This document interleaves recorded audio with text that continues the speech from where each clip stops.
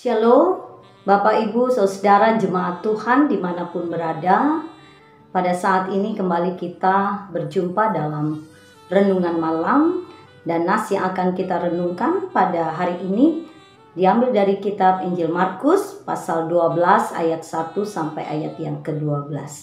Bapak Ibu Saudara, sebelum kita membaca dan mendengarkan firman Tuhan bagi kita, mari kita berdoa. Bapa kami dalam kerajaan sorga, terima kasih Tuhan, Engkau menjaga dan memelihara kehidupan kami sepanjang hari ini.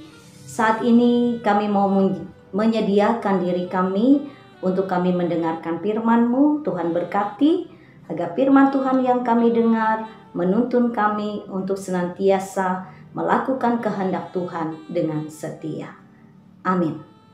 Saudara yang dikasih dalam Tuhan Yesus Kristus, sebagaimana saya sampaikan di awal, nas yang akan kita renungkan bersama pada hari ini diambil dari kitab Injil Markus pasal 12 ayat 1 sampai ayat yang ke-12. Dan tema firman Tuhan untuk kita dengarkan melalui renungan ini yaitu menjadi pribadi yang dapat dipercaya.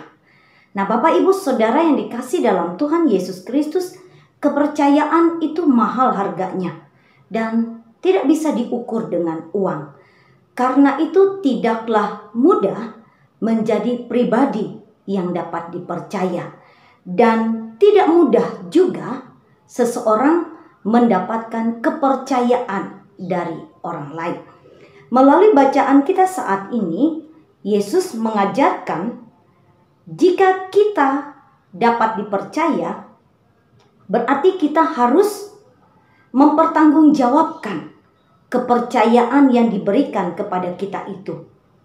Jadi bukan menyalahgunakannya atau menyia-nyiakan kepercayaan itu. Yesus menyampaikan pengajarannya melalui perumpamaan tentang penggarap-penggarap di kebun anggur.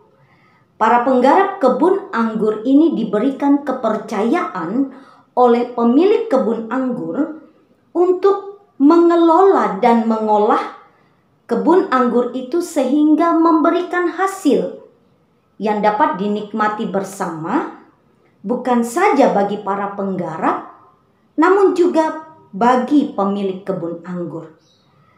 Tetapi Bapak Ibu Saudara, dalam kenyataannya tidaklah demikian.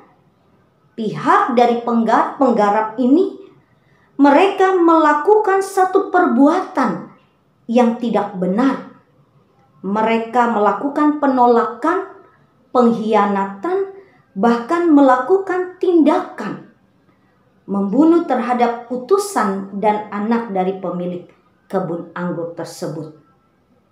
Dan yang menarik adalah perumpamaan ini diakhiri dengan pertanyaan, apakah yang akan dilakukan oleh pemilik kebun anggur itu terhadap perbuatan yang telah dilakukan oleh penggarap-penggarap kebun anggur ini.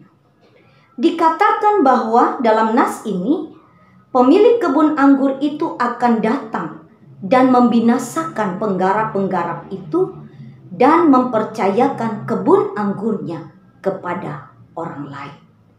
Bapak Ibu Saudara yang dikasih dalam Tuhan, melalui firman Tuhan hari ini kepada kita diajak untuk menjadi orang Kristen yang bisa dipercaya oleh Tuhan. Kita ini adalah para penggarap yang mendapatkan kesempatan untuk terlibat dalam karya Allah di tengah-tengah dunia ini. Apakah kita telah menjadi penggarap yang bertanggung jawab atas apa yang telah Tuhan percayakan kepada kita? Saudara, kita diingatkan untuk tidak menciderai nilai-nilai kepercayaan yang sudah Tuhan berikan dalam kehidupan kita. Saudara, kita ini hidup dari kebun anggur Tuhan. Kita beroleh kemurahan Tuhan. Kita beroleh kebaikannya.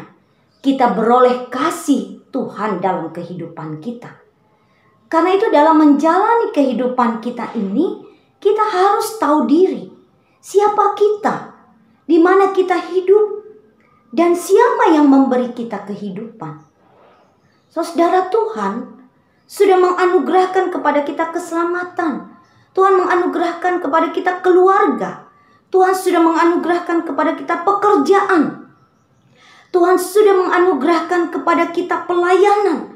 Tuhan sudah menganugerahkan kecukupan dan berkat dan sebagainya dalam hidup kita. Karena itu mari kita hidup dengan bertanggung jawab. Mari kita hidup takut akan Tuhan. Mari kita tidak menyia-nyiakan anugerah kepercayaan yang Tuhan berikan kepada kita. Karena Tuhan senantiasa mengawas kehidupan kita. Dan pada saatnya dikatakan Ia akan datang dan menuntut pertanggungjawaban dari kita. Karena itu Bapak Ibu Saudara, melalui firman Tuhan ini kiranya Tuhan memampukan kita. Agar kita semua ini dapat menjadi pribadi yang dapat dipercaya di hadapan Tuhan dan juga sesama kita. Tuhan memberkati kita.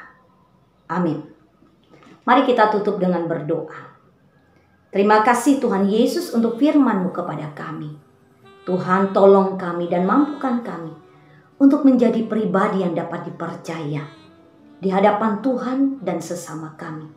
Tolong kami agar kami tidak menyia-nyiakan kepercayaan, anugerah yang Tuhan berikan kepada kami.